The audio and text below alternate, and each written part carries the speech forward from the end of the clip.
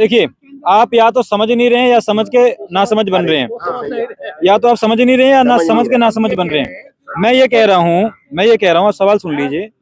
केजरीवाल जी ने दिल्ली में पटाखों पर बैन लगाया दिवाली पे, तो वही केजरीवाल क्या दिल्ली में बकरी ईद पर बैन लगा सकते हैं? नहीं लगा सकते। क्यों नहीं लगा सकते? मतलब इनमें हिम्मत नहीं है। फिर इतनी हिम्मत कहाँ से आई कि पटाखों पर बैन लगा? पटाखों पे जो है दिल्ली सरकार में है ना, लेकिन ये जो 300 व्यक्ति सुनो, अरे सुनो तो सही, अरे सुनो जय, जो अस्पतालों में दो से एक बात बताइए आप, व्यक्ति वो 500 बेड का अस्पताल बना दिया। अच्छा। और जो खंडर पड़े थे अस्पताल वो अच्छे बना दिए, स्वस्थ।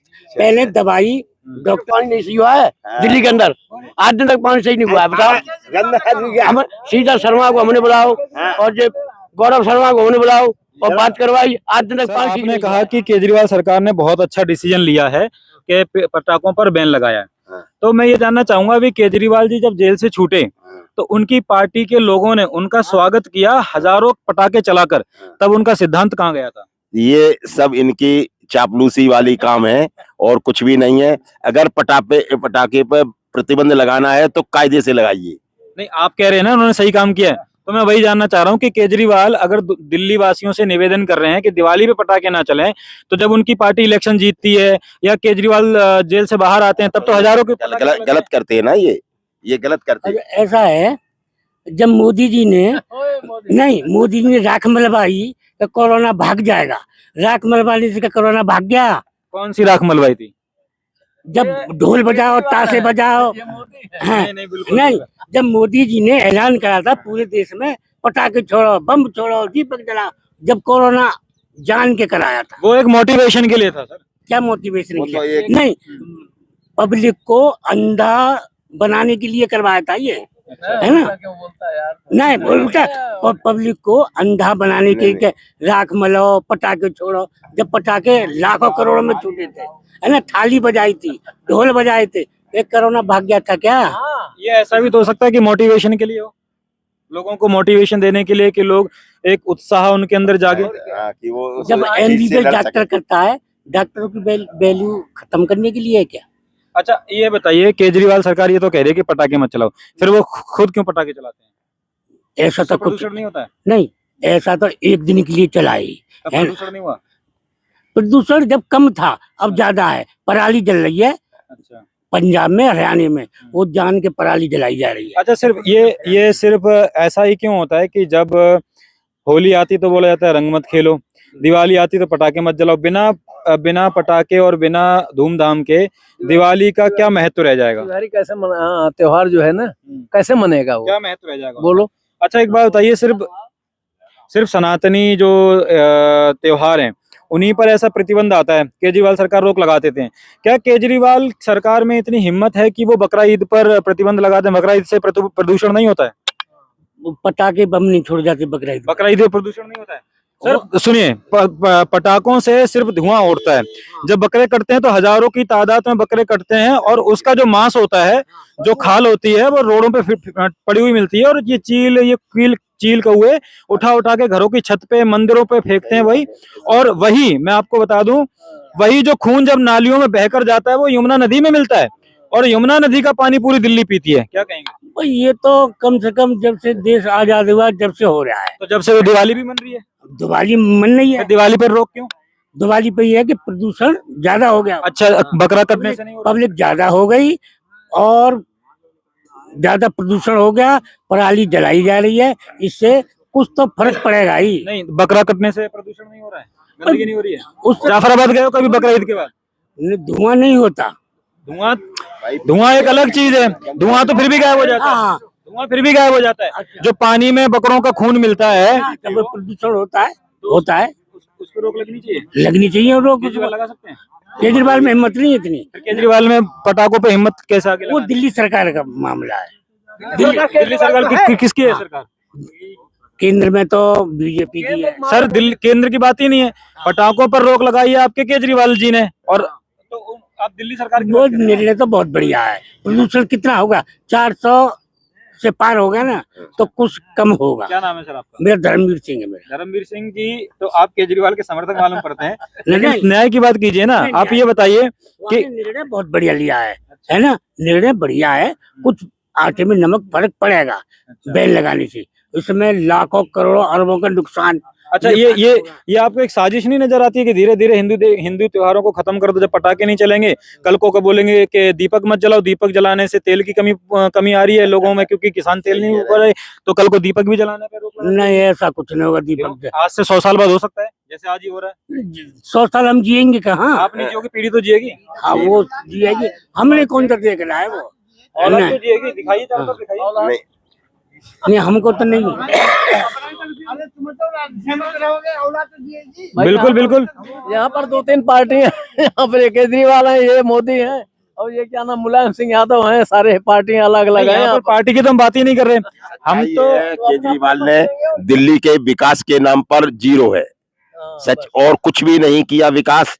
केवल ये राजनीति में चक्कर में सारे 5 साल इन्होंने मारी जा रही है राजनीति चक्कर में। हम बस हमारा एक प्रश्न है, और ये हम आपके पास इसी लाए हैं क्योंकि आपको उम्र का तगाजा जो है आपका, वो एक्सपीरियंस ज्यादा है, आपकी लर्निंग ज्यादा है, आपको हमसे ज्यादा समझदारी है। इसीलिए आपके बीच में बैठा हुआ हूं मैं, ये जानने के लिए कि खास तौर पे चाहे कोई भी हो, अभी एक हमारे ही देश के जो हैं एक मुख्यमंत्री हैं, वो ये कह देते हैं कि सनातन धर्म, हिंदू धर्म जो है वो दीमक की तरह है, कोई उठ के नहीं आता, कोई हंगामा नहीं करता, कोई कुछ नहीं करता। ऐसे ही केजरीवाल सरकार क्या करती है कि पटाखों पर रोक लगा देती है, लेकिन कभी ऐसा क्यों नहीं होता कि किसी मुस्लिम त्योहारों पर, मुहर्रम मनाने पर रोक लगाई गई हो, या कभी बकरा ईद पर रोक लगाई गई हो? नहीं, इसमें ऑल इंडिया में बकरा ईद मनती है, इसमें इतनी ताकत नहीं, वो केंद्र का काम है रोक लगाना बकरा ईद पे, केंद्र का काम है वो। अच्छा। दिल्ली सरकार का काम नहीं है। अच्छा, है ना? दिवाली ऑल ओवर इंडिया नहीं बनती है? बनती है, लेकिन दिल्ली में ही है बैन। और तो दिल्ली में ही लगा दे केजरीवाल, दिल्ली में ही लगा दे। हाँ, दिल्ली में लगा है। यूपी में बीजेपी सरकार है, दिल्ली में तो खूब बीजेपी सरकार कहाँ से है? दिल्ली की नहीं, यूपी में कह रहा हूँ मैं, यूपी में केंद्र की सरकार है, बीजेपी। आप दिल्ली की बात कर रहे हैं, दिल्ली में पटाखों पर बैन है, तो क्या केजरीवाल सरकार दिल्ली में आने वाले टाइम पे बकरी ईद पर बैन लगाएंगे? नहीं लगाएंगे। क्यों नहीं लगाएंगे? ये केंद्र का काम है लगाना। ये केंद्र का काम है, पटाखों पर बैन लगाना केजरीवाल का काम है। दिल्ली में है ये। तो दिल्ली की बात कर रहा हूँ सर। ना, दिल्ली में नहीं लगेगा। क्यों नहीं लगेगा? नहीं लगेगा। सर देखिए, आप या तो समझ नहीं रहे हैं या समझ के ना समझ बन रहे हैं, या तो आप समझ नहीं रहे हैं या ना समझ के ना समझ बन रहे हैं। मैं ये कह रहा हूँ, सवाल सुन लीजिए। केजरीवाल जी ने दिल्ली में पटाखों पर बैन लगाया दिवाली पे, तो वही केजरीवाल क्या दिल्ली में बकरी ईद पर बैन लगा सकते हैं?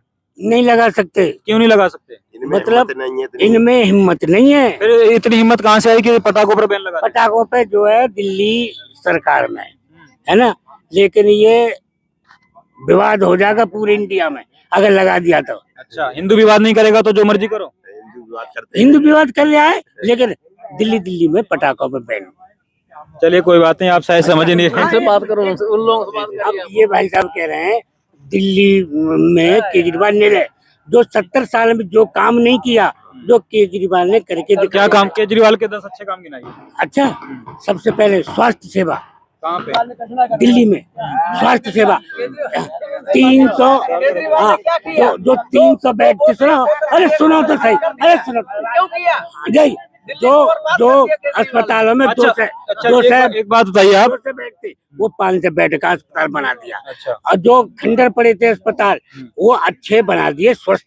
पहले दवाई डॉक्टर बाजार से लिखता था। अच्छा, मैं आप हॉस्पिटल दवाई मिलती है, अल्ट्रासाउंड।